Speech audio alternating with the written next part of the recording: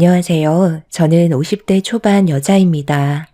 참 안타까운 사연을 경험하게 돼서 이렇게 글을 작성하게 되었습니다. 저도 마음이 좋지 않지만 그렇다고 눈 감고 그냥 넘어갈 수는 없었고, 이 문제 때문에 동서와도 사이가 상당히 안 좋아졌지만 저는 옳은 판단을 했다 생각합니다. 동서와도 가족이 된 지 벌써 20년이 흘러버렸습니다. 그동안 참 많은 일들을 경험해왔고 서로 얼굴 붉히고 지지고 볶으면서 살아오다 보니 어느덧 이런 삶에 적응이 되어 버렸네요.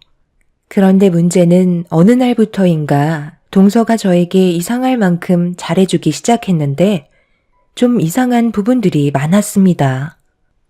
형님, 오셨어요? 이번에도 제가 형님을 위해서 옷 몇 가지를 준비했는데 가지고 가서 입으세요. 사이즈도 괜찮죠? 또야? 매번 부를 때마다 안 입는 옷을 주는데 굳이 이렇게까지 하지 않아도 돼. 내가 옷이 없는 것도 아니고. 그냥 받으세요. 형님이 이런 옷을 언제 입어보겠어요? 저니까 챙겨주는 거예요. 계절이 바뀌면서 정리할 것들 중에 그나마 입을 만한 거 드리는 거니까 아무 말 하지 말고 가지고 가세요. 형님도 옷장에 꺼내지 않은 옷들 좀 처분하세요. 아끼면 뭐해요? 나중엔 다 낡아서 해질 텐데 앞으로 계속 나올 것 같으니까 형님도 버릴 건 버리고 제가 드리는 걸로 새로 채우시면 되겠네요. 내가 지금 입고 있는 옷이 뭐 어때서? 이것도 경민 아빠가 5년 전에 선물해 준 거야. 꽤 비싼 옷이라고. 동서도 멀쩡한 옷들 상당히 많은 걸로 알고 있는데 괜히 돈 낭비하지 말고 최대한 아끼면서 살아. 신중하게 결정하고 골랐으면 나한테 좋겠어? 기분 따라 아무거나 막 사 입으니까 결국 이런 일이 생기는 거잖아. 동서 때문에 우리 집에 있는 옷장도 꽉 찼어. 원래 버는 만큼 쓴다고. 형님네는 없이 사니까 옷 하나를 사도 신중하게 결정하고 구매할지 몰라도 저희는 워낙 잘 사는 집안이라 돈도 많은데 이 정도 쓰는 건 아무것도 아니죠. 다른 사람들이 가지고 있는 개인적 취미 같은 것들 있잖아요. 저는 쇼핑이 취미고 스트레스 푸는 요소예요. 솔직히 제가 드리는 옷들 보면 거의 다 재판매할 수 있는 명품 옷들이잖아요. 나이에 맞게 옷을 사는 건데 그게 뭐 잘못됐어요? 이제 볼일 끝났으니까 들어가세요. 조만간 또 부를 테니까 그때 다시 오세요. 동서의 집안은 워낙 부유해서 돈에 대한 씀씀이가 저희와는 비교가 안 될 정도로 많이 달랐어요. 살아온 환경이 다르기 때문에 그럴 수 있다 생각하고 주는 거니 일단 받았습니다. 딱 봐도 10번도 안 입은 것 같은 옷들이라 너무 아까웠었죠. 그런데 문제는 동서가 준 옷들은 옷장에 보관만 해둘 뿐 제가 직접 입은 적은 없었네요. 옷만 명품이기 때문에 다른 옷이나 가방에 매치가 되지 않더라고요. 동서야 워낙 고가의 물건들을 걸치고 있어서 명품 옷과 잘 어울리지만 저는 평범한 물건들을 들고 다니기 때문에 옷만 명품을 걸치기에는 균형이 맞지 않았습니다. 그래서 항상 모임이 있을 때마다 동서는 저에게 불만을 가져왔었죠. 자기가 선물해준 옷을 왜 입지 않냐며 얼굴을 붉히길래 사정을 얘기하며 나중에 기회가 될 때 입기로 하고 그렇게 동서와 헤어지게 되었습니다. 그런데 집으로 돌아오는 도중에 시어머니께 전화가 왔어요. 바뀌면 잠깐 만나길 원하고 계셨죠. 큰 약속이 없던 터라 시간도 남아서 약속 장소로 나가게 되었고 저와 마주한 시모는 인상을 찌푸리면서 저에게 갑자기 짜증을 내기 시작하셨어요. 무슨 이유 때문인지 몰라 불만을 털어놓고 계신 시모를 보며 당황했네요. 너 이번에도 둘째한테 헌옷까지 받았니? 맏며느리나 돼선 막내한테 그런 걸 받아서 되겠어? 버리긴 싫다고 주는데 어떡해요. 제가 봐도 멀쩡해 보이는걸요? 그렇다고 받은 옷들을 의류수거함에 넣을 순 없잖아요. 이 문제 때문에 저를 보자고 하신 건 아니시죠? 곧 경민 아빠 퇴근 시간이라 저녁 준비해야 돼서 오래 있을 수가 없어요. 이번에 봉사활동에 참석을 좀 해야 되는데 너도 함께 왔으면 좋겠는데 괜찮지? 너희 시아버지가 사업차 이미지 좀 쌓으려고 봉사활동에 참석하신다는데 일손이 필요할 것 같아서 웬만하면 참석해줬으면 좋겠다. 어느 정도 수고비는 줄 테니까 부담 갖지 말고 늦지 않게 오도록 해라. 그래도 꽤 영향력이 있으신 분들이 오시니까 웬만하면 최대한 갇혀 있고 나오는 게 좋을 거야. 봉사활동이요? 그때 시간이 있으면 도와드릴 수 있지만 순수한 목적이 아닌 이미지를 쌓으려고 참석하신다는 게 저로서 좀 그런데요. 아버님 사업이야 지금도 워낙 잘 돼서 크게 걱정 없을 것 같은데 꼭 그렇게까지 해야 되는 거예요? 이런 것도 하나의 사업인 거야. 너희 시아버지가 여기까지 그냥 올라온 줄 알아? 쓸데없는 생각하지 말고 하라는 대로 움직여라. 그리고 이건 내 아들 보약이니까 매일 저녁에 챙겨 먹이고. 요즘 끼니를 많이 거르니? 내 아들 얼굴 볼 때마다 얼굴이 헬쓱해져 있던데 내가 이런 거 챙기기 전에 네가 알아서 신경 써주면 얼마나 좋아? 꼭 이렇게 너를 불러서 건네줘야겠어? 시무가 저를 부른 이유를 알고 난 이후 기분이 그렇게 좋은 건 아니었지만 일단 집안일이라 어쩔 수 없이 참석을 하기로 결정하게 되었네요. 그렇게 집으로 돌아와 시모와 잠깐 만나서 나눴던 대화에 대해 설명을 해주며 챙겨주신 보약을 남편에게 건네주었어요.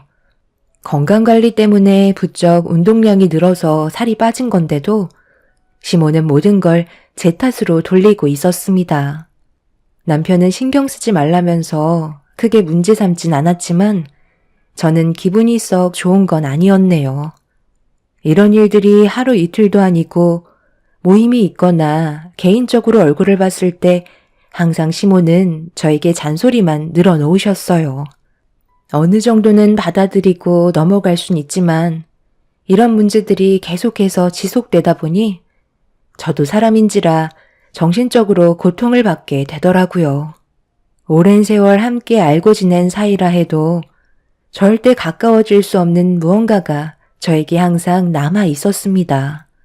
그래서 지금까지도 저는 쉽게 마음을 열지 못하고 있네요.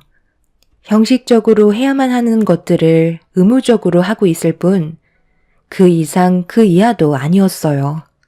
남편도 이런 제 모습을 보면서 잘하는 거라고 얘기하지만 시모는 이런 저를 좋은 시선으로 바라봐 주지 않았습니다. 어떻게 보면 정없다고 말할 수도 있겠지만 결혼 초에는 저도 정말 많이 노력했었거든요.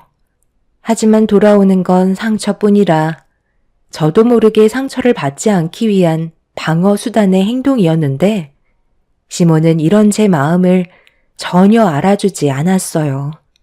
그런데 이런 관계가 봉사활동에 참석하게 되면서 시모의 불만이 터져 나오기 시작했습니다. 저보다 먼저 도착한 동서가 시모와 쿵짝을 맞추고 있었어요. 봉사를 하러 오신 분들과 서로 웃고 떠들며 분위기를 이끌어가고 있는데 제가 시모의 옆으로 다가가면서 주변 분들에게 인사를 드렸습니다. 형님, 오셨어요?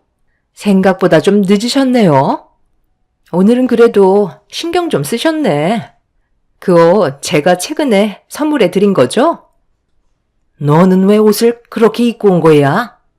어차피 잡일은 네가 다 할 텐데 활동하기 편한 옷으로 입고 왔어야지. 적당히 깔끔하기만 하면 된다고 했잖아. 누가 나보고 명품 옷 걸치고 오라고 그랬니? 여기가 패션쇼 하는 데야? 나이 50이 넘었으면서 그 옷이 너한테 어울린다고 생각해? 얘는 적당히가 없어. 저기 일하신 아주머니한테 가서 작업복 좀 빌릴 수 있냐고 좀 여쭤봐라. 걸친 옷만 명품이지. 머리부터 발끝까지 저가품인데 빛이 날 일이 있겠어?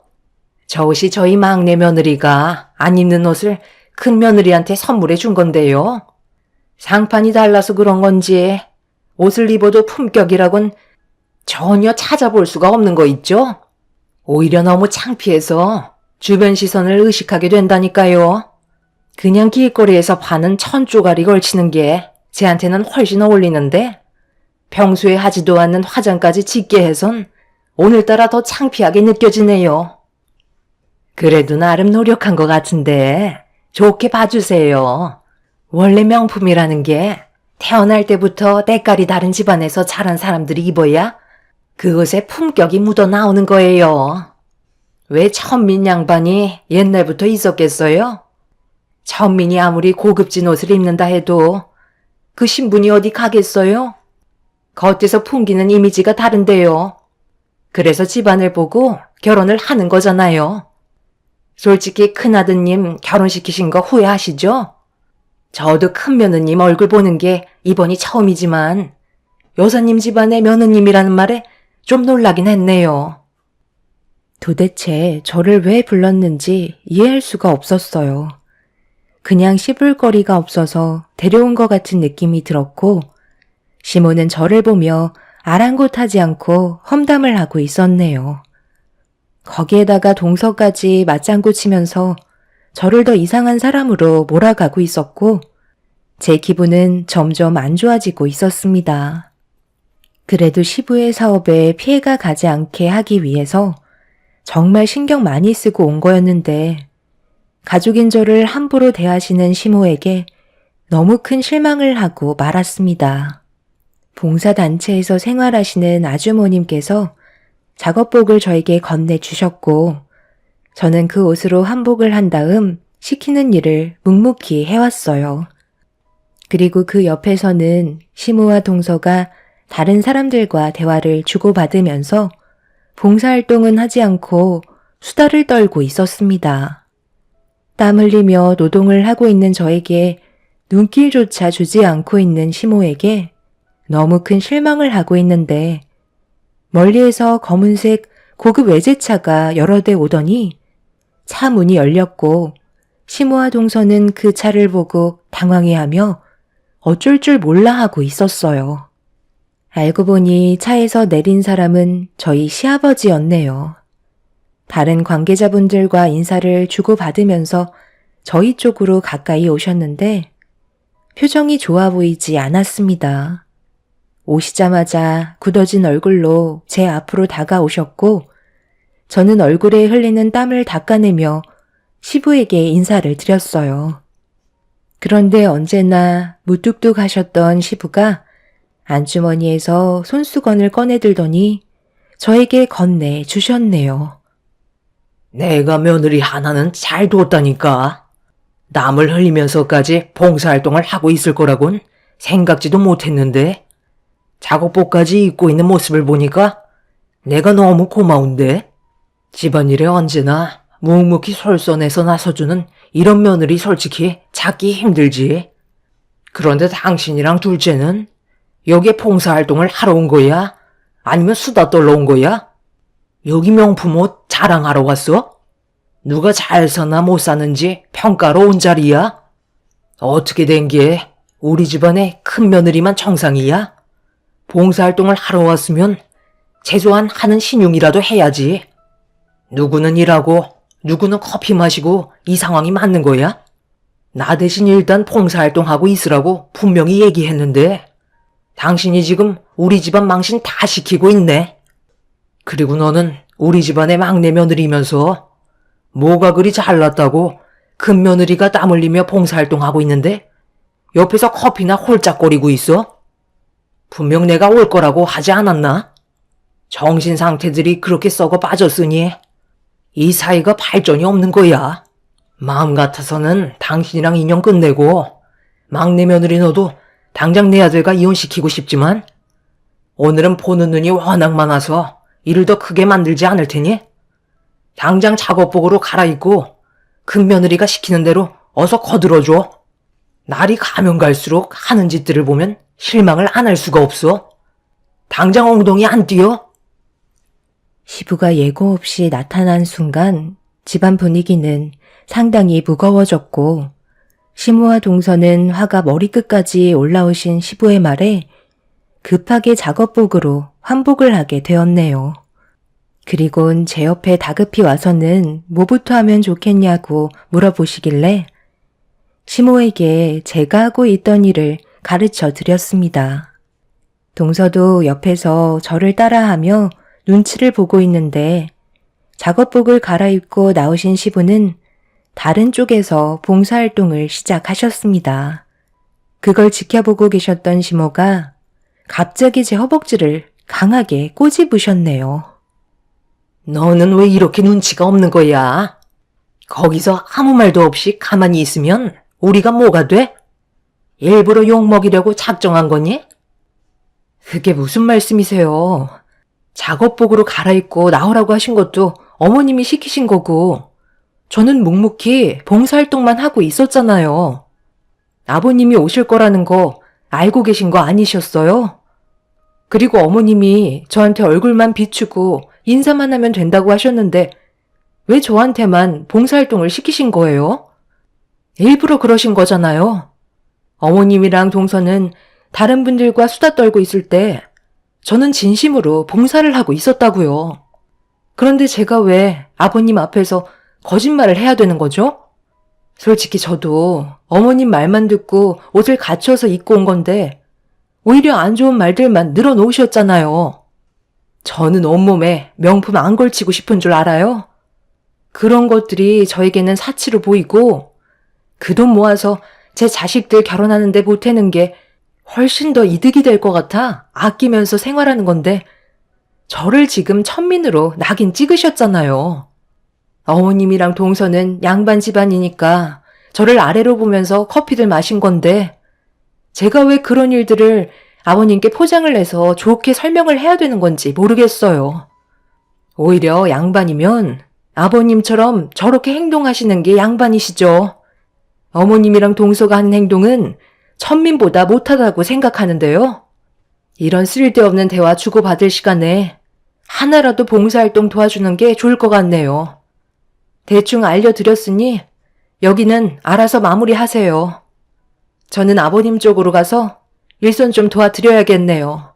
그리고 동서, 안 입는 옷 선물해 준 건 고마운데 험담할 거면 앞으로 주지 않았으면 좋겠어.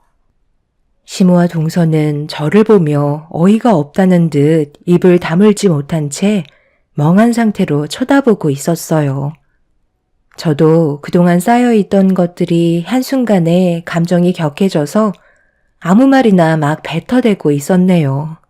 그렇게 시부 옆에서 일손을 도와드렸고 바쁜 일정 때문에 중간에 시부가 먼저 돌아가셨는데 차를 타고 돌아가시자마자 시모와 동서는 작업하고 있던 물건들을 내동댕이 치면서 화가 잔뜩 올라온 상태라는 걸 보여주고 있는 얼굴로 저를 바라보고 있었습니다. 시모와 동서는 눈빛으로 벌써 저를 가만두지 않았어요.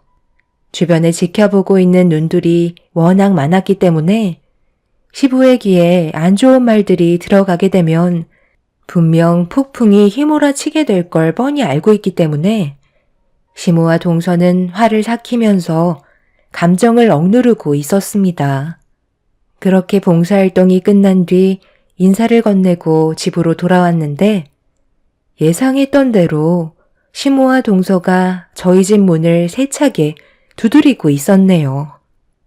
내가 올 거라는 거 뻔히 알고 있었으면서 문을 왜 이렇게 늦게 여는 거야? 너는 지금 나한테 할 말이 많을 것 같은데? 제가 무슨 말을 해야 되는 거죠? 어머님 때문에 상처받고 온 게 아무래도 제일 서운하네요. 이것 말고는 없는데요? 형님 때문에 어머님이랑 제가 아버님한테 욕을 먹었잖아요. 제가 만약에 형님이었으면 어머님이 지금까지 봉사를 하시다가 잠깐 쉬고 계신 거라고 변명이라도 했었을 거예요. 어떻게 눈치도 일이 없을 수가 있는 거죠?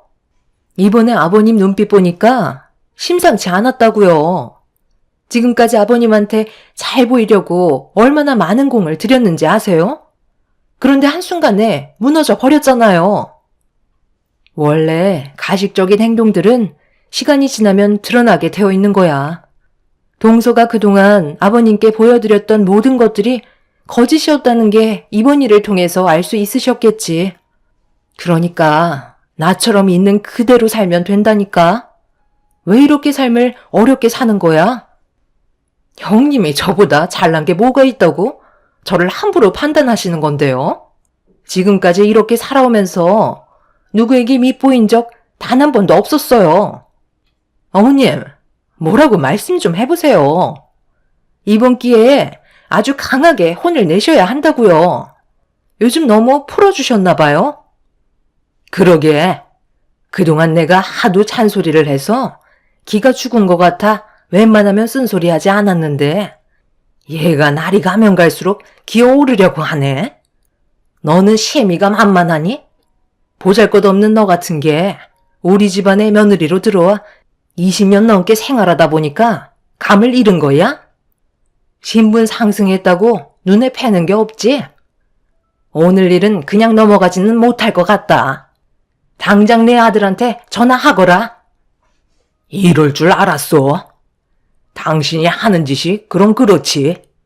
또 시작이야? 내가 뭐라고 그랬어?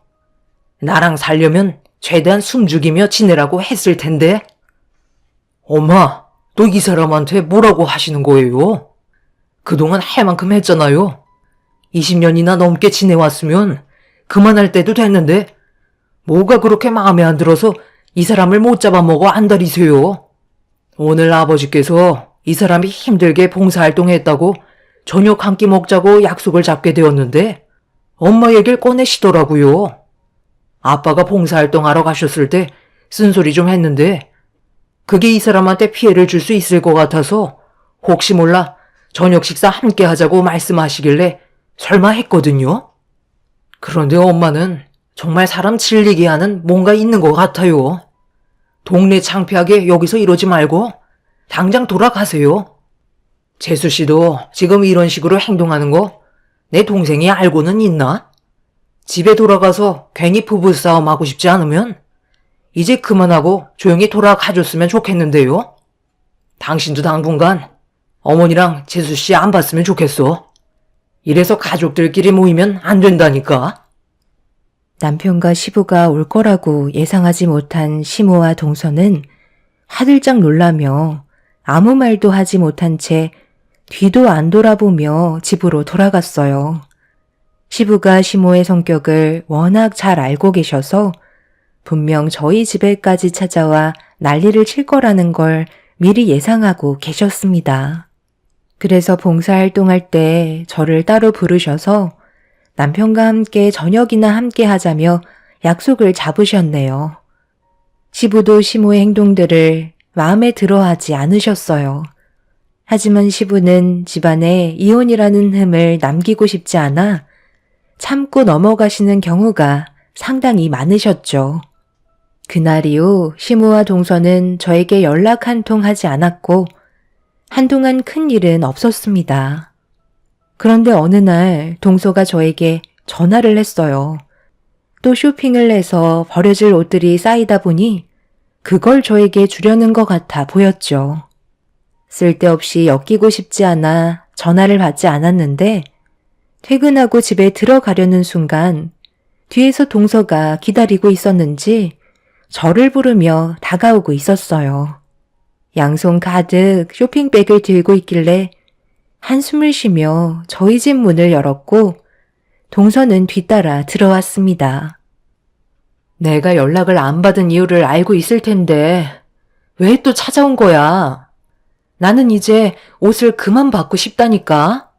동서한테 옷을 받아봤자 나는 어차피 잘 입지도 않아. 그냥 가지고 돌아가 줬으면 좋겠어. 차라리 다른 사람들한테 팔던 아니면 의류 수거함에 넣으면 되잖아. 나는 싫다는데 왜 자꾸 주려는지 모르겠네. 웬만하면 우리 특별한 행사 때 말곤 안 봤으면 좋겠어. 그래도 생각해서 가지고 왔는데 정말 너무하신 거 아니에요? 저는 뭐 오고 싶어서 온 줄 알아요? 형님이 가족이고 하도 불쌍해 보여서 도와주려고 찾아온 거라고요. 그냥 아무 말도 하지 말고 받아두세요. 저 아니면 이런 거 구경이나 해보겠어요? 없이 살면서 뭘 받지 않겠다는 거예요? 그냥 호의나 고맙게 받으세요. 그리고 여기까지 오는데도 힘들었는데 과일 정도는 내주셔야죠. 동서, 지금 나보고 입으라고 하는 것까지는 좋은데 꺼내놓은 옷가지들을 발로 미는 건 좀 아니지 않아? 내가 달라고 애원한 것도 아니고 동서가 안 입는 옷을 나한테 무작정 떠밀어 버리는 거잖아. 도대체 이유가 뭐야? 왜 이렇게까지 하는 건데? 그리고 우리 집안이 없이 산다고?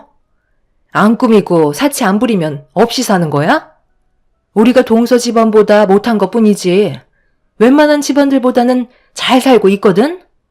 내가 마지막으로 경고하는데 한 번만 더 이런 행동한다면 그땐 나도 더 이상 안 참아. 저도 더 이상 생각 없이 막 나가는 동서를 봐줄 수 없었어요. 한두 번도 아니고 왜 계속해서 이런 식으로 사람을 난처하게 만드는지 이해할 수 없었습니다. 하지만 동서는 제 말을 듣지도 않고 자기가 알아서 하겠다며 자리에서 일어나 현관문 밖으로 나섰습니다. 그런데 현관문이 열리자마자 동서 앞에 경찰들이 기다리고 있더라고요.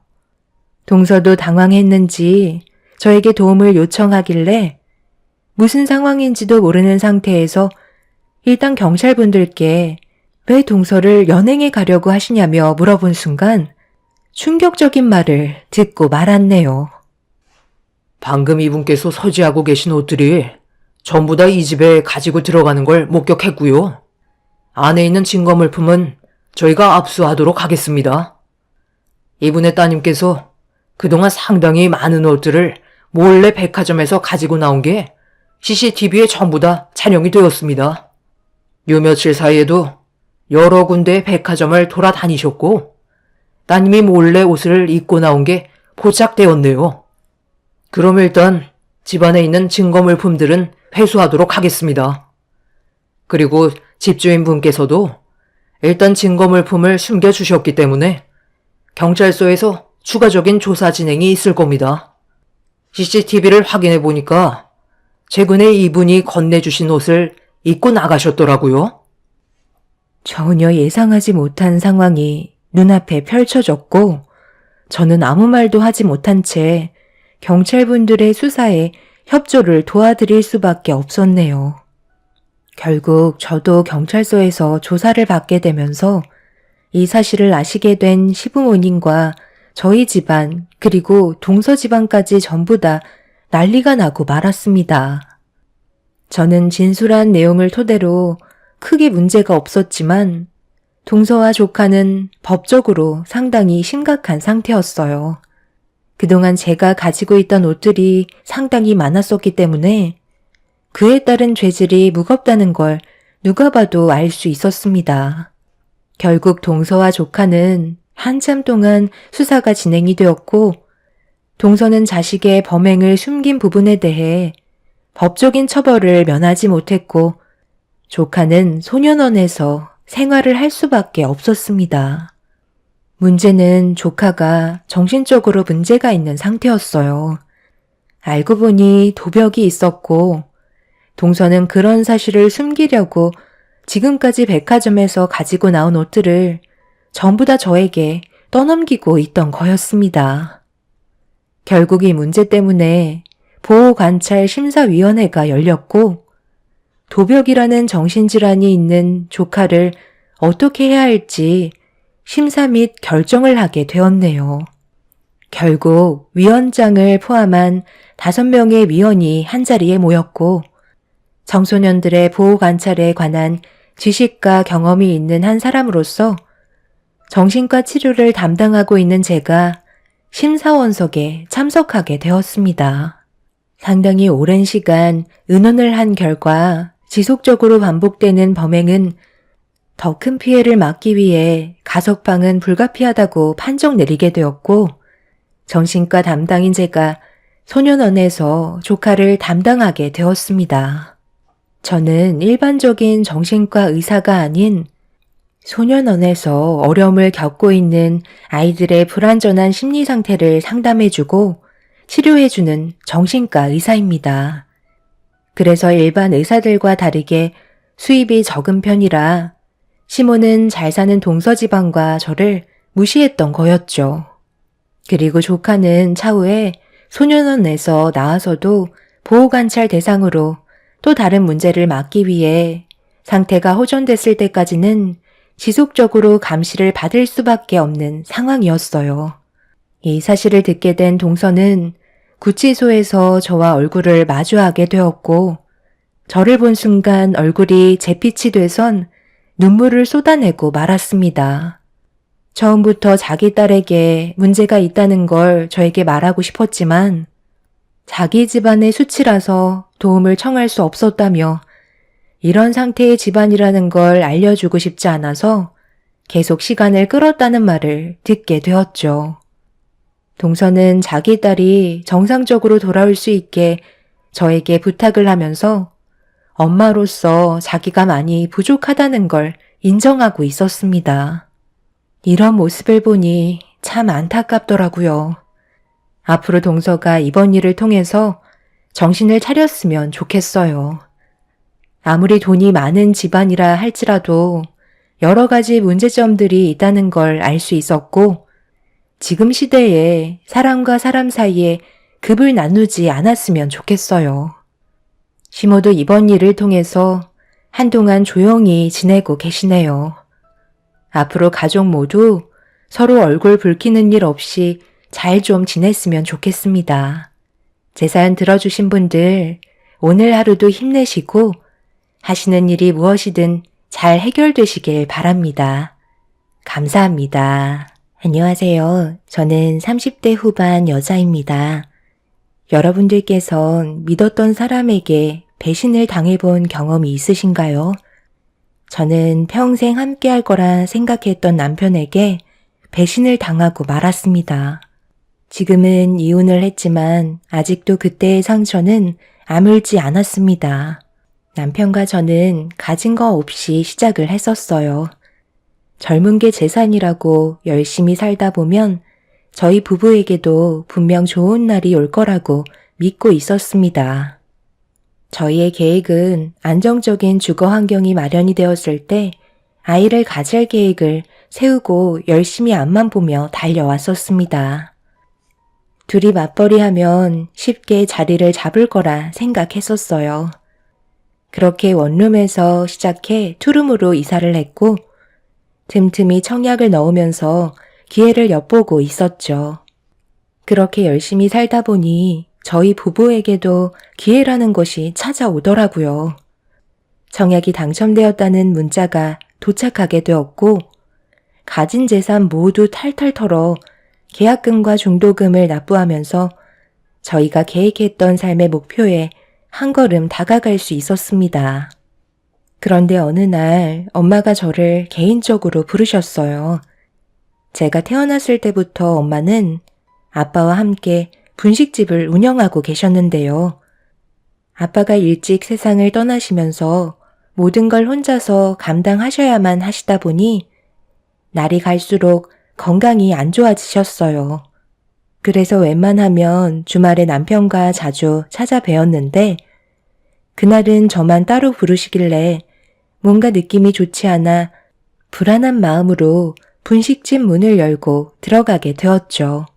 여자의 촉은 무시할 수 없는 게 엄마가 옆 건물의 부동산 사장님과 대화를 주고받고 계셨습니다. 엄마는 저를 보자마자 급하게 상황을 정리한 다음 밝게 웃으시며 반겨주셨어요. 그리고 제가 정말 좋아하는 떡볶이와 여러 가지 분식류를 제 앞에 내어주시며 많은 고민에 빠져있는 모습을 보여주고 계셨습니다. 엄마는 그늘진 얼굴로 조심스럽게 입을 여셨어요.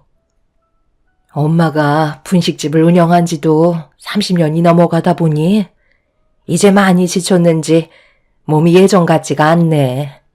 그래서 좀 쉬고 싶어서 분식집을 이제 그만할까 생각 중이거든. 몇 년 전부터 계속 고민하고 있었는데 오늘에서야 결정을 하게 되었어. 너희 아빠와 함께 장사했던 추억이 담긴 이곳을 지금까지 떠나지 못했던 이유도 항상 이곳에 있으면 그래도 너희 아빠가 엄마 곁에 있어주는 느낌을 받고 있었거든.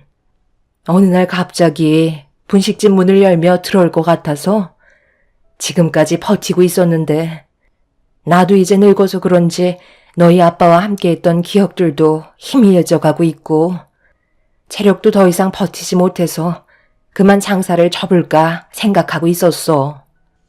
잘 생각하셨어요. 제가 몇 년 전부터 엄마의 건강 문제 때문에 하루빨리 정리했으면 좋겠다고 몇 번이나 말씀드렸잖아요. 마음 잡으셨을 때 빨리 정리하는 게 좋아요. 엄마도 이제 좀 쉬시면서 저랑 좋은 곳도 많이 놀러 다니고 그동안 못했던 것들 전부 다 해봐요. 그런데 이런 문제로 저 혼자 따로 보자고 하신 거예요? 구이가 들어도 크게 상관없는 일 아니에요? 혹시 다른 이유가 또 있어요? 아무래도 이건 좀 예민한 문제라 우리 둘이 먼저 대화를 나눠보고 결정해도 늦지 않을 것 같아서. 너희가 이번에 청약에 당첨됐잖아. 그런데 둘이서 버는 돈도 많지 않고 아파트 들어가면 아이도 가질 텐데 그러다 보면 돈 들어갈 때가 얼마나 많겠어? 엄마가 그동안 모아두었던 돈들이랑 여기 분식집 처분하면 너희 아파트 금액은 맞춰줄 수 있을 것 같거든. 금전적인 얘기는 조심스러워서 나쁠 거 없으니 일단 너와 단둘이 대화를 좀 나눠보고 결정하는 게 좋을 것 같아서 너만 부른 거야. 엄마, 그렇게까지 안 해도 돼요. 저희 둘이 버는 돈이랑 대출 좀 받으면 충분히 금액 맞출 수 있어요. 급하게 할 필요 없으니까 저희한테 아무것도 안 해주셔도 돼요. 엄마 몸부터 좀 챙기시고 그동안 분식집 때문에 못 갔던 병원도 좀 다니시면서 건강 관리부터 하세요. 엄마가 저를 따로 부른 이유는 금전적으로 지원해 주려고 부르신 거였어요. 평생 힘들게 모아두셨던 돈을 제가 함부로 사용할 수 없다는 걸 너무나도 잘 알기 때문에 엄마의 도움을 거절하게 되었습니다. 마음 불편하게 살고 싶지도 않았어요. 하지만 엄마는 반대로 제 삶이 조금 더 여유 있길 바라셔서 도와주고 싶어 하셨습니다. 만약 남편이 옆에서 금전적인 대화에 참여했다면 부부싸움이 날 것 같은 느낌이 확실하게 들었던 순간이었고 엄마의 결정이 옳았다는 걸 알 수 있었죠. 엄마와 한참 동안 해결되지 않는 대화를 주고받다 보니 시간은 금세 저녁 시간이 되었고 나중에 다시 시간 약속을 잡는 게 좋을 것 같다고 판단하게 되었어요. 하루아침에 모든 걸 결정하기에는 저와 엄마와의 대화는 끝이 없었습니다. 엄마는 남편이 좋아하는 분식류들을 한가득 포장해서 주셨고 집에 돌아왔을 때 남편은 퇴근하고 저를 기다리고 있었죠. 양손 가득 들고 온 분식류들을 보자 남편이 저 혼자 다녀왔냐며 바로 저희 엄마의 건강 상태부터 물어봐 주었습니다. 언제나 저희 엄마부터 챙기는 남편이 너무 고마웠고 엄마와 나눴던 문제에 대해 고민을 털어놓고 싶었지만 엄마가 저를 따로 부를 만큼 조심해서 나쁘지 않을 것 같아 남편에겐 미안하지만 엄마와 나눴던 대화를 꺼내놓을 수는 없었습니다. 해결되지도 않은 문제점에 대해 굳이 남편에게 말해서 일을 키우고 싶지도 않았어요. 그날 이후 몇 번이나 엄마의 요청으로 분식집을 찾아가게 되었고 제 의견은 아예 반영하지 않고 밀어붙이려는 엄마의 모습이 저를 당황스럽게 만들 정도였어요. 저도 아이를 낳으면 엄마의 마음을 알 수 있다면서 지금까지 돈을 모은 이유도 제가 앞으로 살아가는데 조금이나마 도움을 주고 싶어서 평생 동안 분식을 팔아서 모은 돈들이라며 허튼 곳에 쓰고 싶지 않다고 계속해서 저를 설득하셨습니다. 결국 엄마의 도움을 받는 걸로 결정을 하게 되면서 이런 상황을 남편에게도 설명을 하게 되었어요. 제 말에 많이 당황한 남편은 그렇게 하지 않아도 된다며 저와 똑같은 반응을 보였지만 저희 엄마의 도움으로 자리를 잡을 수 있는 시간을 더 빨리 단축시킬 수 있다는 장점을 얘기하면서 아파트에 입주하게 되면 저희 엄마를 모셔야겠다는 예상치 못한 말을 꺼내 놓았습니다. 그렇게 저희 부부는 엄마의 도움을 받아 신혼집 잔금을 치르게 되었고 그토록 바라던 새 아파트에 입주를 하게 되었습니다. 우리 엄마도 이 집에서 함께 지내시는 게 좋을 것 같다고 당신이 예전에 나한테 말했던 거 기억나? 최근에 엄마의 건강 상태가 더 안 좋아지셔서 계속 신경 쓰이는데 차라리 우리 집에서 함께 지내는 게 좀 더 마음이 편하지 않을까? 당신 생각은 어때? 나야 뭐 당연히 장모님께서 들어오시길 바라지. 하지만 장모님이 그걸 원치 않으실걸? 말씀이라도 드려봤어. 아직 얘기는 안 해봤는데 분명 싫다고 하시겠지. 괜히 또 다른 문제를 일으킬 게 될지도 모른다는 생각에 안 들어오실 것 같아.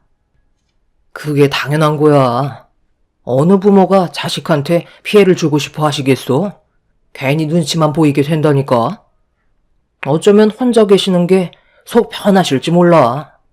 나도 장모님 건강이 걱정되긴 하지만 섣불리 우리 집에 들어와서 지내시다가 알게 모르게 스트레스 받으셔서 건강이 오히려 더 악화가 될 수도 있을걸?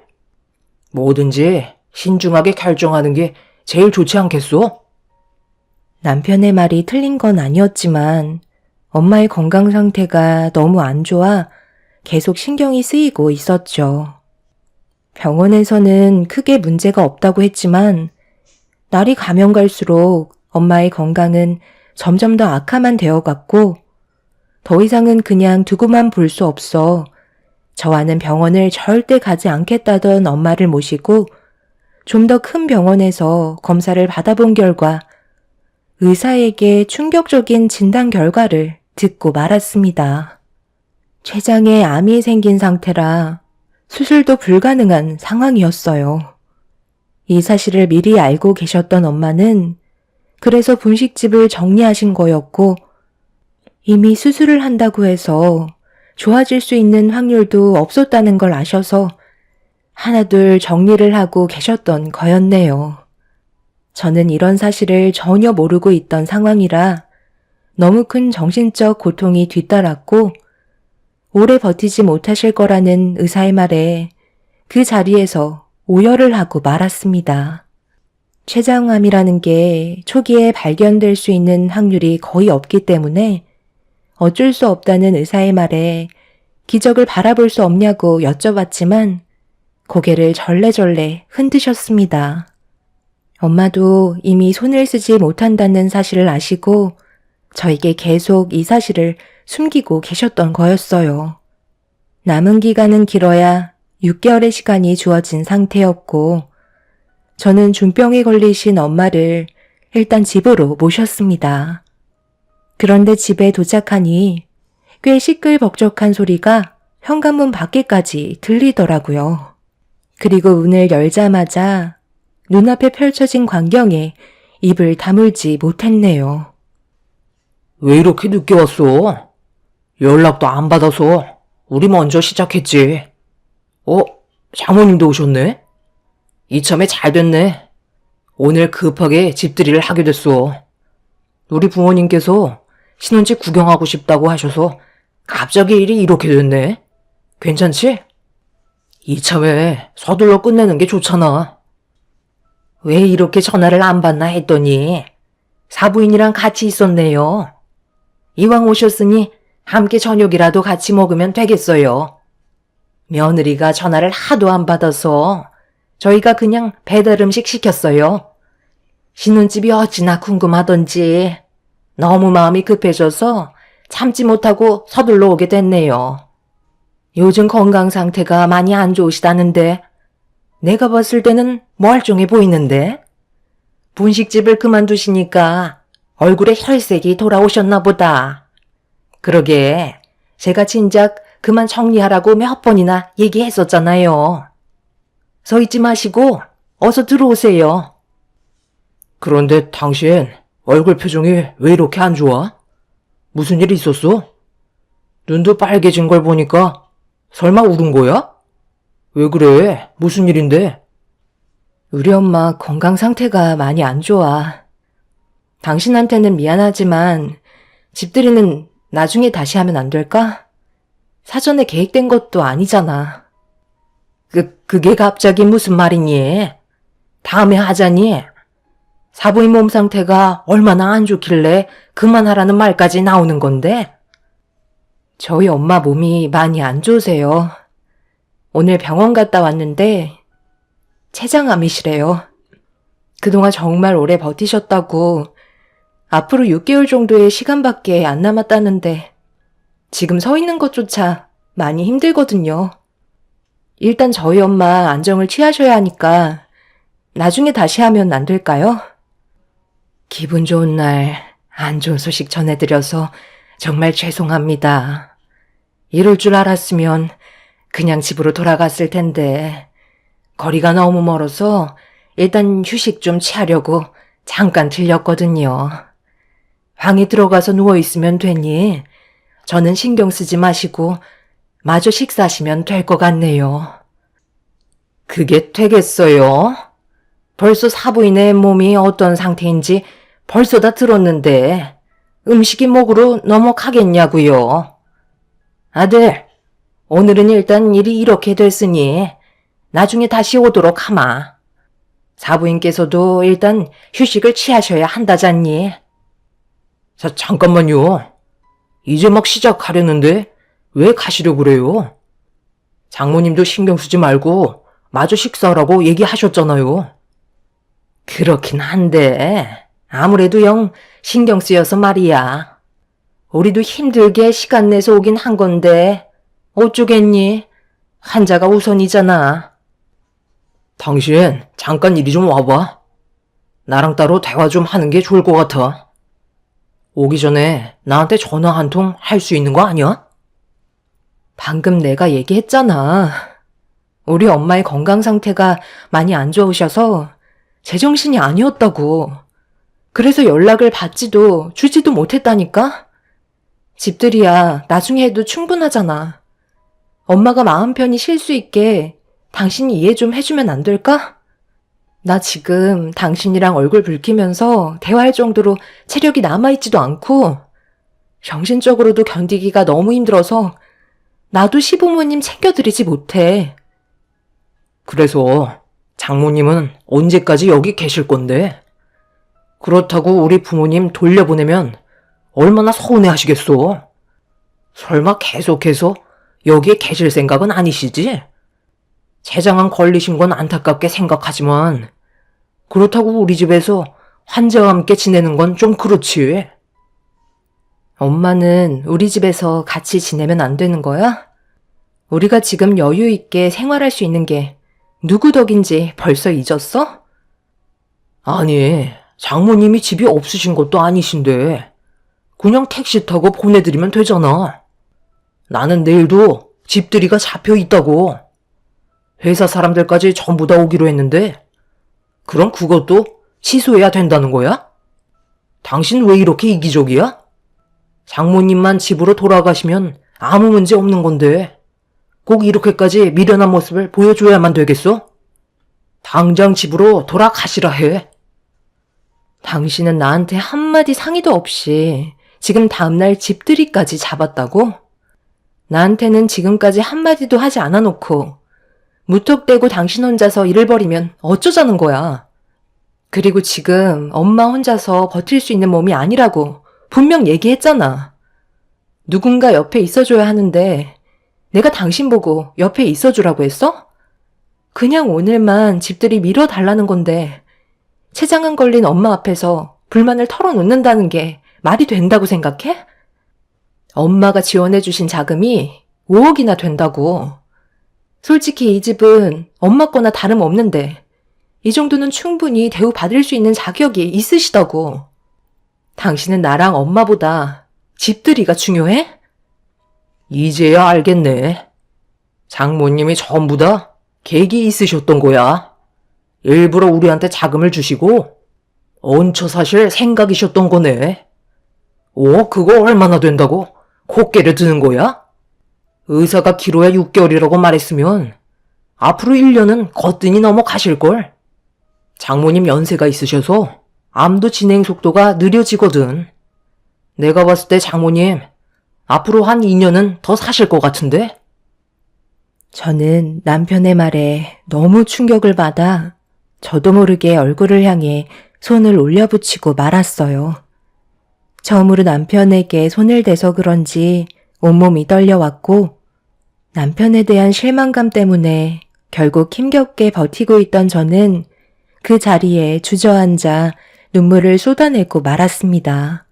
다른 방에서 대화를 주고받고 있던 목소리가 거실에까지 전달이 되었는지 시부모님께서 방문을 두드리셨고 남편은 저에게 뺨을 허용해서 그런지 화가 머리끝까지 올라온 상태였네요. 남편은 문을 열고 거실로 나가더니 이성을 잃어버렸는지 흥분을 감추지 못한 채 저희 엄마한테 막말을 퍼부으며 더욱더 난리를 치고 말았네요. 장모님 때문에 지금 이게 뭡니까? 갑자기 찾아오셔서는 암이라고 집들이 분위기 다 망치고 6개월밖에 시간이 없다면서 집에 눌러붙을 계획까지 세우시면 제가 반겨드릴 줄 아셨어요? 정말 속 보이시네요. 몸이 안 좋아질 거 뻔히 알고 계셨으니까 일부러 저희한테 5억 지어주고 병수발 들어달라는 거 아니었나요? 의사가 6개월 정도 예상한 거지. 앞으로 길면 1년이 될지 2년이 될지 그걸 누가 알겠어요? 장모님께서 췌장암 걸릴 줄 아무도 몰랐던 것처럼 앞으로 살 날도 아무도 모른다고요. 내가 여길 오는 게 아니었는데 미안하게 됐네. 기분 좋게 집들이 하고 있었는데 분위기 망쳐서 속이 상했겠지. 여기에 머물러 있을 생각 없으니까 그만 흥분을 가라앉히고 이제 진정 좀 하겠나. 나도 피해를 주고 싶은 마음은 없었다고. 당신 정말 이런 사람이었어? 술도 얼마 먹지 않았으면서 어떻게 아픈 환자인 우리 엄마한테 상처되는 말을 아무렇지도 않게 할 수가 있는 거야? 내가 아까도 얘기했지? 이 집은 당신이랑 내가 마련한 게 아닌 엄마가 평생 동안 분식 팔아서 우리 잘 되라고 지원해 주신 돈이라고. 그런데 어떻게 그런 말을 할 수가 있어? 받을 때는 제일 좋아하던 사람이 우리를 도와주신 엄마한테 감사해 하기는커녕 중병 걸린 엄마를 내치려 들어? 당신의 인간성을 충분히 알았으니까 당장 내 집에서 나가.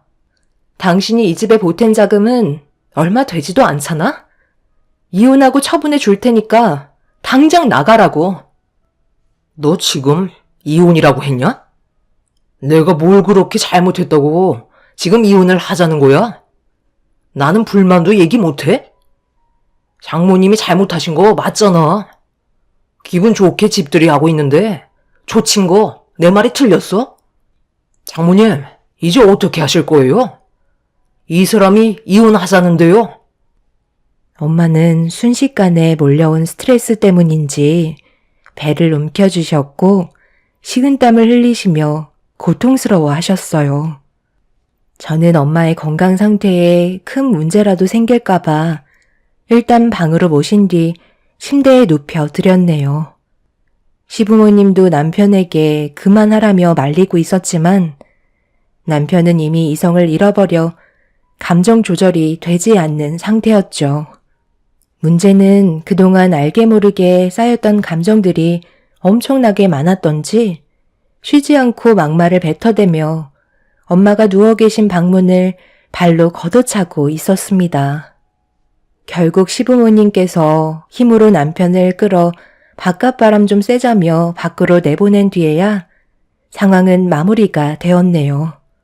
남편에게 너무 큰 실망을 받게 된 저는 더 이상 함께 살아가기에는 힘들다는 걸 알 수 있었어요.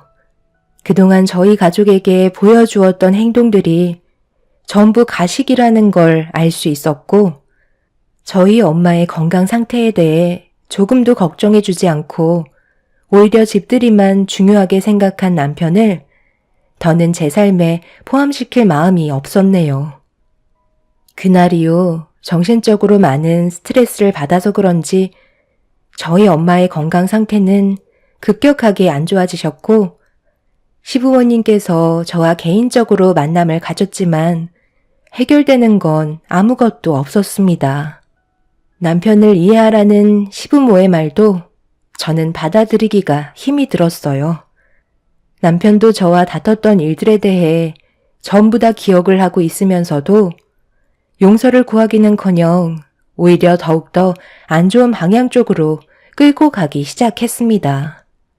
그동안 쌓아왔던 남편에 대한 신뢰가 한순간에 무너지는 순간이었고 결국 저희는 이혼을 선택하게 되었죠. 저희가 그토록 원했던 신혼집은 처분을 한 뒤에 재산을 나눴고 남편은 2번 다시 얼굴 볼 일 없을 거라며 막말을 뱉은 뒤 저희 부부는 등을 돌리게 되었습니다. 그렇게 이혼을 하고 시간이 지나는 동안 저는 엄마를 보살펴 드리면서 남은 시간을 함께 보내고 있었어요. 엄마와 함께하는 모든 순간들을 소중하게 생각하며 지내던 어느 날 엄마와 오랜 시간 동안 대화를 나누다가 잠이 들었는데 다음날 아침에 옆에 누워 계신 엄마를 부르며 깨우는 순간 저는 그 자리에서 오열을 하고 말았어요. 더 이상 엄마는 제가 부르는 소리에 반응을 하지 않으셨고 깊은 잠에 빠지셨네요. 엄마와 함께했던 세월들이 머릿속으로 스쳐 지나가면서 떠오른 기억들은 전부 다 제가 못해드린 기억뿐이었어요. 어렸을 적엔 온갖 투정만 가득했던 어린이였고 성인이 돼선 엄마에게 손을 벌리는 불효자였었네요. 모든 걸 아낌없이 내어주신 엄마는 그렇게 제 품에서 떠나고 마셨습니다. 엄마를 떠나보내드린 뒤 저는 한동안 아무것도 할 수가 없었어요. 엄마라는 엄청나게 큰 존재가 제 곁에 더 이상 없다는 게 정신적으로 너무 견디기가 힘이 들었습니다. 그렇게 몇 달 동안 저 혼자만의 시간을 가지면서 앞으로 어떻게 살아가야 할지 많은 고민을 하다가 제가 할 수 있는 일을 찾아 일을 시작하게 되었네요. 그렇게 엄마가 남겨주고 떠나신 재산으로 사업을 시작했고 앞만 보며 정신없이 달려오다 보니 어느새 저는 크지는 않지만 그래도 체인점 몇 개 정도의 점포가 생길 정도로 자리를 잡게 되었습니다. 이 모든 것들이 전부 다 엄마에게 배운 노하우들로 이뤄낸 성과였어요. 제 삶이 이렇게까지 변하게 될 줄 몰랐지만 엄마가 한평생 만들어 오신 분식들에 대한 노하우들이 저에게 재산이 되었고 점점 더 발전되는 사업을 키워나갈 수 있었죠. 그렇게 정신없이 살아가던 어느 날 사무실 사람들과 사업 아이템에 대해 회의를 주고받고 있는데 밖에서 직원이 누군가 저에게 찾아왔다는 말을 하길래 회의가 끝난 후 저를 찾아왔다는 사람을 사무실로 불렀습니다. 그런데 문을 열고 들어온 사람은 다름 아닌 몇 년간 얼굴 한번 마주치지 않았던 전 남편이었네요. 왜 찾아왔는지 알 수 없었고 2번 다시 보고 싶지 않았던 얼굴을 또다시 제 앞에서 마주치자 과거의 기억들이 떠올라 당장 나가라고 소리를 지르고 말았습니다. 내가 당신 마음 이해 못하는 거 아니야. 잠깐만 내 말 좀 들어봐. 내가 오죽했으면 당신한테 찾아왔겠어? 제발 나 좀 한 번만 도와줘. 그래도 우리 그때 일만 아니면 정말 괜찮은 사이였잖아. 당신도 알겠지만 내가 하는 일이 돈벌이가 좋지 않은데 우리 부모님께서 큰 사고를 당하셨거든. 음주운전 차량에 부딪히셔서 수술을 크게 하셔야 하는데 자금이 많이 부족해. 제발 좀 도와줘. 내가 당신을 어떻게 알고 찾아왔는지 알아? 어느 날 회사 사람들이 분식을 시켰는데 배달 주문 메뉴에 당신 얼굴이 찍혀 있더라고. 처음엔 잘못 봤나 했는데 우리가 살아온 세월이 있잖아. 확실하게 알 수 있었지. 당신이 성공한 것 같고 돈을 빌려줄 수 있는 사람이 당신뿐인 것 같아서 이렇게 찾아온 거야. 나 한 번만 살려주면 안 될까? 그런데 잠깐만. 저기 명패에 왜 장모님 조남이 적혀 있는 거야? 당신이 대표 아니었어? 왜 대표가 당신이 아닌 장모님으로 되어 있는 거지? 설마 췌장암 수술이 성공적으로 끝난 거야? 정말 다행이네. 이참에 장모님 얼굴까지 뵙고 부탁 좀 드리면 되겠네. 내가 왜 당신을 도와줘야 하지? 나는 당신한테 좋은 기억이 하나도 남아있지 않아. 그때 우리 엄마한테 난리쳤던 기억밖에 없다고. 지금도 그때만 생각하면 온몸에 소름이 돋을 정도야. 그리고 우리 엄마 세상 떠나신 지 한참 됐어. 당신이 조금이라도 신경을 썼다면 알 수는 있었다고. 저 명패는 내가 이 자리에 있게 만들어주신 분이 우리 엄마이기 때문에 감사를 표하는 마음으로 이렇게라도 엄마를 대표 자리에 앉혀드리고 싶었어. 나는 당신을 조금도 도와줄 생각 없으니까 기대조차 하지 마. 우리는 두 번 다시 마주치면 안 될 사이야. 나는 당신의 인생이 무너졌으면 좋겠어. 나처럼 똑같은 아픔을 겪어보라고. 남편은 중역실에 있는 저희 엄마의 명패를 보자 땅을 치며 눈물을 흘렸고 자기의 잘못을 뉘우친다며 한 번만 용서해달라고 애원하고 있었네요. 자신의 상황이 안 좋아지니 그제서야 잘못을 깨달은 남편이 정말 한심해 보였습니다. 저는 더 이상 얼굴 볼 일 없을 거라며 남편을 회사에서 내쫓아 버렸습니다. 그날 이후 두 번 다시 제 앞에 나타나지 않았지만 마음이 편한 건 아니네요. 기억에 잊고 살았던 남편이 저에게 또다시 아픈 기억을 떠올리게 만들었습니다. 시부모님이 사고로 많이 위중하시다는 소식만 접한 상태이네요. 머릿속이 복잡해졌지만 남편의 인생이니 알아서 하겠죠. 자신의 잘못된 행동이 얼마나 큰 화를 불러일으켰는지 뼈저리게 느꼈으면 하는 바람입니다. 제 사연 들어주신 분들 감사합니다. 안녕하세요. 저는 30대 중반 여자입니다. 좋은 사람을 만나 오랜 세월 함께 산다는 것 또한 축복인 것 같습니다. 제 삶은 한번 실패하게 되었지만 앞으로 남은 인생은 꽃이 피었으면 좋겠어요. 저는 어려운 가정 환경에서 살아왔었는데요. 초등학교 때 엄마가 사고로 세상을 떠나시고 장시간 집을 비우셔야 하는 문제 때문에 트럭 운전을 하시는 아빠를 따라다니면서 살아오다가 같이 일을 하시던 동료분의 가족에게 도움을 받아 학교 생활도 다시 하게 되었지만 짧으면 일주일, 길면 한 달 동안 아빠의 얼굴을 못 보면서 지내왔었어요. 그런 어려운 환경 속에서 먼저 세상을 떠난 엄마가 보고 싶어 거의 매일 저녁 눈물을 쏟아내며 살았었습니다. 그렇게 하루하루 버티다 보니 어느새 중학생이 되었고 고등학교를 지나 성인의 나이가 된 다음 세상 밖으로 나와 독립을 하게 되었죠. 정말 외롭고 힘든 날들을 이겨낸 뒤에 찾아온 또 다른 삶은 저에게 많은 걸 주는 게 아닌 많은 걸 잃게 만드는 또 다른 길이었어요.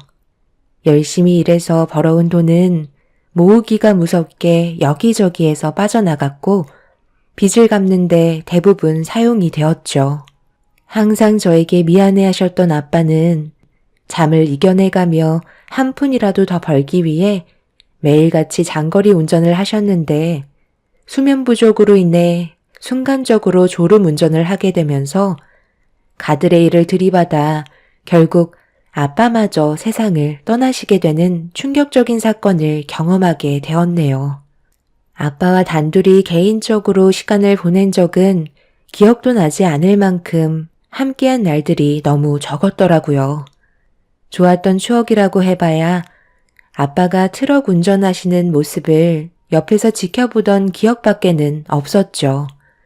열심히 살면 행복이 찾아올 거라 생각했던 것과 다르게 저에게는 항상 불행만 가득했었어요. 이런 제 삶이 너무 싫었고 왜 살아가야 하는지 의미조차 알지 못했어요. 그저 숨만 붙어 있는 제 삶이 너무 싫게만 느껴졌습니다. 부모님이 안 계시다 보니 저는 더욱더 소극적으로 바뀌게 되면서 매일같이 일이 끝나면 퇴근하고 집에 들어가 밖으로 나오지 않았습니다. 제 주위에 있는 사람들은 전부 다 세상을 떠나는 것 같은 느낌이 들어서 소중한 사람을 곁에 두고 싶지 않았어요. 그렇게 살아오다 보니 어느새 30대가 되어버렸고 제 삶을 받아들이며 살아가게 되었죠. 그런데 일하던 회사에서 새로운 직원이 들어왔는데 저와 나이대가 비슷했었어요. 다른 회사에서 오랜 기간 근무를 하다가 이사를 하게 되면서 저희 회사로 들어오게 되었었죠. 경력도 나쁘지 않았고 동료들에게 일을 잘한다고 인정까지 받을 정도로 열심히 하는 모습을 봐왔었어요. 그리고 그 사람이 저와 인연이 닿게 될 줄 상상조차 하지 못했죠. 함께 일을 하면서 대화를 자주 주고받게 되었는데 그러면서 조금씩 가까워졌고 처음으로 연애를 하게 되면서 결혼까지 하게 되었네요. 남편은 시어머니와 함께 살고 있었는데 건강 상태가 별로 좋지 않으셨죠. 제 인생을 조언해 줄 사람이 곁에 없었기 때문에 저는 남편이 정말 좋은 사람이라고 생각했었습니다. 하지만 살아가다 보니 그렇지 않다는 걸 알 수 있게 되었고 이혼을 할 수 없는 몸 상태라는 현실에 너무 힘든 시간을 보낼 수밖에 없었어요. 지금 뭐라고 그랬어? 임신? 당신 약 안 먹었어? 어떻게 임신이 될 수 있는 거지? 우리는 상황이 안 좋아서 아기를 낳으면 안 된다고 얘기했었잖아. 우리 엄마 하나 간병하는 것도 얼마나 힘든데 임신까지 하게 되면 앞으로 돈 나갈 때가 훨씬 많아지잖아. 당신이 나랑 결혼하고 회사를 그만두면서 수익이 줄었는데 입 하나 더 딸리면 얼마나 신경 쓰이는 줄 알아? 나 혼자서 임신이 된 것도 아닌데 왜 내 탓을 하는 거야? 그리고 회사는 어머님 간병 때문에 하도 사정을 해서 어쩔 수 없이 그만두게 된 거잖아. 나도 이런 불안정한 가정 환경 속에 임신을 하게 된 게 좋은 줄 알아? 어쩔 수 없는 상황이니까 받아들일 수밖에 없잖아. 당신이 그렇게까지 정색하지 않아도 출산하면 회사로 복귀할 테니 걱정하지 마. 누가 회사에서 당신 받아준다고 했어? 그냥 쓸데없는 말 하지 말고 어머니 간병이나 신경 써. 그래야 내가 집안일에 관여를 안 할 거 아니야? 요즘 보면 어머니 안색도 많이 안 좋으신데 조금이라도 불편한 거 있으시면 신경 좀 써드리고. 내가 당신이랑 결혼한 이유가 어머님 간병이나 보려고 당신 택한 줄 알아? 임신한 나한테 어떻게 그런 말을 할 수가 있어? 내가 지금 얼마나 힘든지 당신은 알아? 병원에서도 오래 버티지 못하실 것 같다고 해서 별로 도움이 되지도 않는 약만 드리다 보니 매일 고통받고 계신데 당신은 어머님이 걱정도 안 되는지 술이나 퍼먹고 들어오고 집안의 가장으로서 참 잘하는 짓이다. 우리 아빠는 예전에 가족을 위해 잠 한숨 못 자가면서 얼마나 열심히 살아오셨는지 알아? 그렇게 미련하게 행동하시니까 결국 세상을 떠나신 거지. 나처럼 회사에서 쌓인 스트레스 술로 풀고 즐기면서 살아야 삶의 질이 높아지는 거야. 내가 평생 죽어라 일만 하고 집에 들어와서 엄마 간병하면서 살아가려고 태어난 줄 알아? 그럼 나는 뭐 이런 삶이 좋아서 결혼을 했겠어? 이럴 거면 나한테 왜 잘해준 거야? 나 혼자 사는 게 훨씬 행복했었다고. 뭐 어쩌겠어. 이게 당신 인생인데. 그렇다고 뱃속에 있는 아이 지울 건 아니잖아. 어차피 낳아서 키울 거면 그냥 현실을 받아들이고 살아. 그래야 마음이 편한 거야. 스트레스 받는 게 태아에게 얼마나 많은 영향을 끼치는지 알고 있지? 그만들 좀 해라. 어떻게 된 게 얼굴만 봤다 하면 서로 못 잡아먹어서 안달이야. 내가 이 꼴 보려고 너희 결혼 허락한 줄 알아? 하루가 멀다 하고 남편과 싸우는 일은 점점 더 많아지고 있었어요. 이런 삶이 매일 지속되다 보니 저도 점점 지치게 되면서 남편과 그만하고 싶은 마음을 지울 수가 없었죠. 제가 어쩔 수 없이 결혼 생활을 이어가는 건 뱃속에 아이도 있지만 한 번 만든 인연 쉽게 끊어낼 수 없다고 시모와 함께했던 소중한 순간들이 제 발목을 잡고 있었습니다. 남편과 함께하는 시간보다 시모와 함께 지내는 시간이 훨씬 길었기 때문에 그만큼 정도 많이 들었던 것 같아요. 더군다나 췌장암으로 힘들어하셔서 제 마음이 더 안 좋게 다가오고 있었죠. 하필 시어머니는 제 어렸을 적 저희 엄마와 느껴지는 분위기가 너무 비슷했었어요. 그래서 더 마음이 쓰였고 몸 상태가 좋아지시길 간절히 바랐었습니다. 하지만 시간이 지날수록 시모는 버티기 힘들어 하셨고 저 혼자 남겨질 걸 생각하니 마음이 아프셨는지 쉽게 눈을 감지 못하셨어요. 매일 하시는 말씀이 제가 너무 불쌍하다며 미안하다는 말을 반복하셨네요. 이런 힘든 상황 속에 남편이 하루빨리 정신을 차리고 정상적인 삶으로 돌아간다면 더는 바랄 게 없다고 생각했었어요. 큰 거를 바라는 것도 아닌데 한 번 사는 인생 제 마음대로 되는 게 하나도 없어 우울증은 날이 갈수록 심해졌고 남편의 날뛰는 모습은 저를 더욱더 힘들게 만들었습니다. 이런 생활을 반복해서 살다가는 저도 제정신이 아닐 것 같아 모처럼 일찍 퇴근한 남편과 진지하게 대화를 주고받았어요. 하지만 제가 원하는 답을 쉽게 주지 않았습니다. 당신은 가사를 하고 나는 밖에서 사회생활을 하는데 도대체 뭐가 문제라는 거야? 우리 엄마 간병하는 게 그리 싫어? 지금 내 말 뜻을 못 알아먹는 거야? 당신이 회사에서 힘들게 일하는 거 내가 모르는 거 아니잖아. 그런데 어머님이 하루가 다르게 몸 상태가 점점 안 좋아지고 계시는데 언제까지 이런 식으로 살아갈 수는 없는 거 아니야? 당신은 어머님이 세상을 떠나셨으면 좋겠어?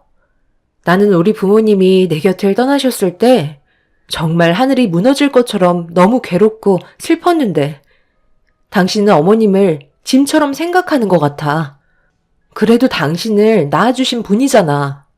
그럼 기본적으로 해야 될 도리는 하고 다른 일을 하는 게 맞는 거 아니야? 나도 점점 배가 불러오고 몸도 무거워지는데 그래도 남자인 당신이 조금이라도 도와준다면 우리 모두 행복하게 살아갈 수 있을 거라고. 내 뱃속에 있는 우리 아이한테도 앞으로 좋은 아빠 엄마가 되어야 할 텐데 언제까지 불평만 늘어놓고 살 수는 없잖아. 내가 이렇게까지 부탁하는 건 정말 너무 힘들어서 그래. 도와줄 수 있는 거지? 생각 좀 해볼게. 솔직히 나 당신이랑 결혼하기 전에 정말 많이 힘들었거든. 회사에서 생활하는 게 즐거울 정도였어. 집에만 오면 고통받고 있는 엄마의 모습을 보고 있는데 한숨밖에 안 나오더라고. 그런데 당신이랑 결혼을 하고 나서부터 이제야 숨통이 좀 트였는데 이것까지 양보하라는 건 너무한 거 아니야? 조금만 더 고생해줘. 의사가 그랬잖아. 길어야 몇 달이라고. 약으로 버티는 것도 한계가 있다는데 목숨줄 부여잡아 봤자야. 시간이 다 해결해 주니까 그때 돼서 여행도 좀 가고 우리끼리 좋은 시간 보내면 되잖아. 뱃속의 아이도 신경 써서 키우면 되는 거니 몇 달만 더 참아봐. 당신 지금 그게 말이라고 하는 거야? 그러니까 어머님이 하루라도 빨리 세상을 떠나셨으면 좋겠다는 거네? 누구 때문에 당신이 이 세상에서 살아 숨쉬고 있는 건데 조금의 감정도 없이 그런 막말을 아무렇지도 않게 뱉는 거야? 이런 사람이었다는 걸 미리 알았다면 나는 당신이랑 결혼도 하지 않았을 거야. 앞으로 투명 인간 취급하면서 살 테니까 모든 건 혼자서 알아서 해. 당신이랑 엮여있는 모든 것들 하나도 도와주지 않을 거니까. 내가 그동안 살면서 알았던 사람들 중에 남편이라는 당신이 이 세상에서 제일 모진 사람 같아. 차라리 이렇게 살 바엔 그냥 이혼하고 각자의 삶으로 돌아가는 게 훨씬 낫겠어. 남편은 제 말이 듣고 싶지 않다는 듯 자리에서 일어나더니 그날도 어김없이 술 약속이 있다며 사태의 심각성을 인지 못하고 밖으로 나가 버렸어요. 저는 그날 정말 많은 눈물을 쏟고 말았습니다. 화가 나기도 했지만 뱃속에 있는 아이한테 저런 사람을 아빠라고 소개해주고 싶지 않았어요. 남편과 대화하는 걸 전부 다 듣고 계셨던 시모도 남편의 말들이 충격으로 다가왔는지 숨죽이며 흐느끼고 계셨습니다. 그렇게 자포자기한 상태로 제 할 일을 묵묵히 해가며 남편과는 남남인 것처럼 집에서도 서로 아는 체 하지 않고 지내왔었어요. 시모의 건강 상태는 더욱더 악화가 되어갔고 힘겹게 버티시다가 결국 손주가 태어나는 것도 못 보신 채 세상을 떠나시고 마셨네요. 떨리는 손으로 남편에게 전화를 했고 남편은 제 말이 끝나기가 무섭게 집으로 들어오더니 눈물 한 방울도 흘리지 않은 채 저에게 그동안 수고했다는 말을 꺼내고 있었어요. 당신 어머님이 세상을 떠나셨는데 어떻게 눈물 한 방울 흘리지 않아? 지금 나보고 수고했다는 말이 나와? 그럼 내가 뭐라고 그래? 그동안 우리 엄마 간병한 거에 대해 수고했다고 얘기한 것 뿐이잖아. 덕분에 나는 편하게 지낼 수 있었고, 이제는 내 삶을 찾게 됐는데, 당연히 당신한테 고마워해야지. 임신하고도 10달 내내 간병하는 게 쉬운 건 아니잖아. 그래서 이제 당신한테도 자유를 줄 생각인데 괜찮지? 나한테 입이 닳도록 얘기했던 거 이제 들어주려고. 나도 진지하게 생각해봤는데 이혼하자고 얘기했던 거 들어줄게. 나도 당신이랑 사는 게 좋은 것만은 아니었어. 간병해줄 사람이 필요했던 것 뿐이니까. 당신을 이용한 건 맞는데 그래도 사랑이 있으니까 결혼을 한 거지. 내가 아무하고나 살림을 차리겠어? 그동안 내가 당신한테 힘들게 한 게 있으면 이제 그만 털어버리고 새 삶을 살았으면 좋겠어. 한 번뿐인 인생은 소중한 거잖아. 나도 자유라는 걸 느껴보고 싶다. 아이가 태어나도 너무 걱정하지 마. 양육비는 지원해 줄게. 나한테 자유가 찾아왔는데 그 정도도 못 해주겠어? 그래서 내가 임신은 절대 안 된다고 했던 건데 당신만 힘들어지게 생겼잖아. 어머님이 세상을 떠나시니까 이제야 본색을 드러내는 거야? 이혼을 하자고? 지금까지 힘들게 어머님 간병한 나를 폐기 처리하겠다는 거네? 왜? 뱃속에 있는 아이가 당신의 인생길을 가로막을 것 같니? 또다시 발목을 잡힐까봐 그게 두려워서 이혼을 하자는 거야? 혼자서 살아가는 게 얼마나 외로운지 당신은 안 살아봤으니까 모르는 거야. 나는 한평생 그렇게 살아왔기 때문에 너무나 잘 알거든? 원하는 대로 한번 살아봐. 시간이 지나고 분명 뼈저리게 후회할 날이 올 거야. 남편은 더 이상 제가 필요 없다며 그 자리에서 이혼 서류를 내밀었어요. 기다렸다는 듯이 모든 걸 준비한 상태였습니다. 저도 더 이상의 미련은 남아있지 않아 서류에 서명을 하게 되었고 시모의 장례를 진행하게 되었네요. 남편은 장례식이 끝나자마자 서둘러 자신의 새로운 삶을 살아가길 바랐습니다. 남편과 이혼을 하고 남겨진 건 뱃속에 있는 아이밖에 없었고 순식간에 너무 많은 사건들이 저를 힘들게 했는지 진통이 시작되면서 고통스러워지자 서둘러 산부인과를 찾아가게 되었어요. 그렇게 혼자서 이를 악물고 출산을 하게 되었고 그동안 뱃속에서 고생 많았을 아들을 품에 안아볼 수 있었습니다. 남편과 이혼을 할 때 받았던 위자료와 그동안 제가 살면서 모았던 돈들로 다른 지역에서 새로운 삶을 시작하게 되었어요. 정말 개차반 같았던 남편이 제 옆에서 속을 썩이는 것보다 차라리 아이와 단둘이 살아가는 게 훨씬 더 행복할 것 같았습니다. 그렇게 시작된 또 다른 삶은 저에게 많은 변화를 주었고 제 아들에게는 저와 같은 아픔을 물려주지 않기 위해 열심히 살아갔습니다. 그런데 연락 한 통 없었던 남편이 어느 날 저에게 전화가 왔더라고요. 당연히 받지 않았는데 문자를 남겼길래 확인을 해보는 순간 너무 놀라 핸드폰을 떨어뜨리고 말았습니다. 전송된 사진 한 장과 남편이 아닌 다른 사람이 남편의 핸드폰으로 저에게 보낸 문자였어요. 어쩔 수 없이 남편의 핸드폰으로 전화를 하게 되었고 의문의 여자가 알려주는 위치로 가서 직접 확인해 볼 수밖에 없었습니다.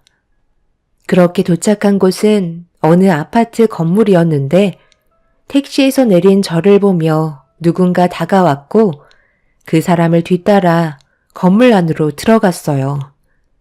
딱 봐도 비싸 보이는 아파트였는데 엘리베이터는 30층에서 멈추었고 안내를 받아 문 앞에 서니 누군가 문을 열어주었습니다. 저와 처음으로 마주하게 된 한 여자는 표정이 상당히 불편해 보이는 상태였어요. 저와 나이대가 비슷해 보이는 여자는 저를 안내해 방문을 여는 순간 남편이 호흡기를 달고 있었습니다.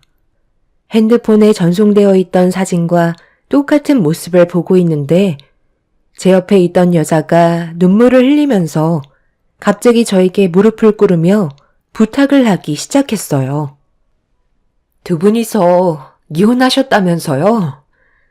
저도 그냥 가볍게 즐기려고 만난 사이였는데 이 사람이 집착이 하도 심해서 제가 싫다는데도 끝까지 달라붙더라고요. 그래서 사람 하나 괜찮아 보여서 진작에 만나보기로 했거든요. 제가 외로움을 많이 타는 성격이라 이 사람의 자상함에 결국 빠져버렸고 결혼까지 생각하며 연인 사이로 지내고 있었는데 저희 집에 부모님이 연락도 없이 찾아오셔서 이 사람이 집에 숨어 있다가 들켜버렸는데 저희 아빠가 화가 많이 나셨는지 난리를 치셨거든요. 그런 와중에 이 사람이 도망을 치는 걸 아빠가 사람들을 시켜서 붙잡으라고 지시를 내렸는데 그런 안 좋은 상황 속에 교통사고가 나게 되면서 얼굴만 빼고 전신마비가 되어버렸어요. 병원에서도 정상으로 돌아오기가 힘들다고 했어요. 사람이 죄책감이라는 게 있잖아요. 제 인생을 평생 이 사람 병간호만 하면서 살아갈 수는 없는데 그렇다고 도움받을 곳도 없어서 어떻게 하면 좋을지 고민하다가 이 사람 핸드폰에 전부인 전화번호가 있길래 혹시나 하는 마음에 연락을 드린 거네요. 저 좀 도와주실 수 없으신가요? 금전적인 부분들은 제가 지원을 해 드릴게요. 보니까 상황도 안 좋으신 것 같은데 제가 죄책감을 떨쳐버릴 수 있게 대신 옆자리를 지켜주실 수는 없으신가요? 원하시는 금액 얘기하시면 제가 부모님께 얘기해서 맞춰드리도록 할게요. 솔직히 이 사람이랑 결혼할 생각 조금도 없었거든요. 잠깐 즐기려고 만난 것 뿐인데 내 인생이 이렇게까지 망가질 줄 몰랐어요. 여기 아파트가 그래도 상당히 비싼 아파트거든요. 거기에다가 로열층이라 사시는 데는 문제 없을 거예요. 이 사람 인생을 대신 책임져 주신다면 이 집 바로 드릴 수 있어요. 사람 하나 살린다 생각해 주시면 안 될까요? 둘이 좋아서 즐기고 만난 걸 처음 본 여자는 저에게 뒤수습을 해달라고 어이없는 말을 늘어놓고 있었습니다. 너무 갑작스러운 말이라 저는 아무 말도 못하고 있었죠. 남편은 병원에서 수술을 끝낸 뒤 이 여자가 병원에 들락거리는 걸 부모가 원치 않아 자리를 옮긴 듯 보였어요. 손가락 하나 까딱할 수 없을 정도의 처참한 모습을 하고 눈을 감은 모습의 남편을 보고 있는데 정말 한심해 보였죠. 자유의 몸이 됐다고 기뻐하던 사람이 몇 달 만에 얼굴만 빼고 전신 마비가 되어 있는 상태로 제 앞에 누워 있는 걸 보니 그동안 저한테 주었던 아픔에 대한 업보 같았습니다. 여자는 잠시 뒤 남편이 깰 거라면서 대화할 수 있는 시간을 주겠다며 자리를 피해 주었어요. 저는 아무 말 없이 그 모습을 지켜보고 있는데 잠시 뒤 남편이 고통스러운 얼굴로 눈을 떴고 힘겹게 누군가를 부르길래 제가 남편 앞에 모습을 드러냈습니다. 정말 한심하다. 자유를 찾겠다던 놈이 결국 이 꼴을 하고 누워있는 거야? 그러게 왜 하지도 않던 짓을 해서 이런 끔찍한 상황까지 만들어? 내가 뭐라고 그랬어? 언젠가 후회할 날이 찾아올 거라고 했지? 손가락 하나 까딱할 수 없을 정도라며? 얼굴만 빼고 전신이 마비가 되었다는데 저 여자가 나한테 도와달라고 하더라. 자신이 가지고 있는 재력으로 내 인생을 사겠다는 거야. 내가 당신을 책임지면 금전적으로 보상을 해주겠대. 여기 아파트도 꽤 비싸 보이는데 그냥 주겠다고 하더라. 그런데 내가 어머님 병간호 정말 힘들었거든? 당신이 조금도 도와주지 않아서 그때만 생각하면 너무 끔찍한데 저 여자는 내가 그동안 어떻게 살아왔는지 모르는 것 같더라고. 당신의 병간호를 내가 대신 해주길 원하고 있어. 한마디로 더 이상 데리고 놀 필요가 없어진 당신을 나한테 돈을 주고 폐기 처분하겠다는 거야. 정말 웃기지 않아? 인생이라는 게 이런 건가 봐. 결국 자기가 저지른 잘못된 행동에 대해서는 분명 그에 따른 처벌이 뒤따른다는 거야. 당신도 이런 꼴이 될 줄 전혀 몰랐지? 그때는 내가 정말 미안해. 지금 생각해보니까 당신한테 그동안 못된 짓만 골라서 한 것 같아. 충분히 후회하고 반성하고 있어. 내 옆에 있어주면 안 될까? 많은 거 바라지 않을게. 부탁이야. 그래도 우리 좋았던 기억들도 많잖아. 미안하지만 나는 당신 옆에서 평생 동안 수발들며 살고 싶지 않아. 저 여자도 지금 당장 나한테 모든 걸 떠넘기고 싶어서 금전적으로 지원해준다고 하지만 시간 좀 지나면 또 다른 모습으로 나를 대하겠지. 그동안 얼마나 아픈 경험을 많이 해왔는데 두 번 다시 똑같은 삶을 반복하고 싶지 않아. 당신의 인생이 곤두박질 치는 걸 내 두 눈으로 똑똑히 볼 거야. 어떻게든 살려고 발버둥 쳐봐. 그래야 내가 그 모습을 보면서 더욱더 열심히 살아가지. 사람 목숨 참 즐기다더니 그냥 세상 떠나면 될 것을 끝까지 여러 사람 피곤하게 만드는구나. 여자도 당신의 그 더러운 혀 때문에 속아 넘어간 피해자 중 한 사람이겠지. 그런데 어쩌겠어. 이런 경험을 해봐야 앞으로의 인생을 더욱더 조심해서 살아가지 않겠어? 더 이상 할 말 없으니까 일어나 보도록 할게. 전 남편은 눈물을 흘리면서 제가 떠나지 않길 바라고 있었습니다. 하지만 더 이상 미련도 없었고 돈 때문에 또 다시 남편과 엮이고 싶지도 않았어요. 여자는 정말 많은 돈을 준다고 했지만 증명된 것도 아니었고 사람 마음 언제 변할지도 모르기 때문에 힘들 것 같다며 인사를 한 뒤 집 밖으로 나섰습니다. 그제서야 본성을 드러낸 여자는 저에게 막말을 퍼붓기 시작했네요. 무슨 여자가 왜 이렇게 의심이 많아? 더럽게 안 넘어오네. 그쪽이 전부인이라 그래도 조금이나마 좋았던 감정이 남아있을 것 같아 불구가 된 저 사람 떠넘기려 했는데 그게 그렇게 싫었어? 하기야. 저 인간이 뭐가 그렇게 중요하다고 내가 많은 돈을 지어주겠어? 지나가다가 마주치지 않았으면 좋겠네요. 다시 한번 얼굴 마주하게 되면 그땐 나도 그쪽을 어떻게 할지 장담할 수 없거든요. 보는 눈만 없었어도 저 옆에 똑같이 누워있게 만들 수도 있다고. 세상이 그쪽이 원하는 대로 마음처럼 되는 줄 아세요? 돈이면 다 되는 줄 아는 당신이 잘못된 거죠. 원래 부유하게 자란 사람들은 전부 다 돈으로 해결하려 하나요? 어떻게 할지 모른다고요? 한번 해보세요. 그런다고 내가 눈 하나 깜빡할 줄 알아요? 여자는 화가 머리끝까지 올라왔는지 가만두지 않겠다며 난리를 쳤지만 갑자기 들어온 여자의 부모님을 보고 화들짝 놀라면서 더 이상 아무 말도 하지 못했습니다. 저를 뚫어지게 쳐다보신 두 분은 아무 말도 하지 않으셨고 저는 급하게 아파트에서 빠져나와 집으로 돌아왔네요. 하마터면 제 인생까지 말아먹을 수 있었던 순간이라 온몸이 떨려왔어요.